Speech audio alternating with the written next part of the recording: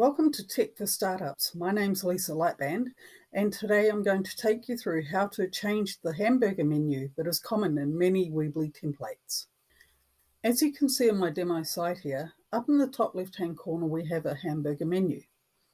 Hamburger menus are commonly used in mobile websites, and they're great space savers for mobile websites. However, in the desktop version, I feel that they make the user jump through additional hoops to find the information in your website. So what we're going to do here is change the hamburger menu away from a hamburger menu to a regular menu.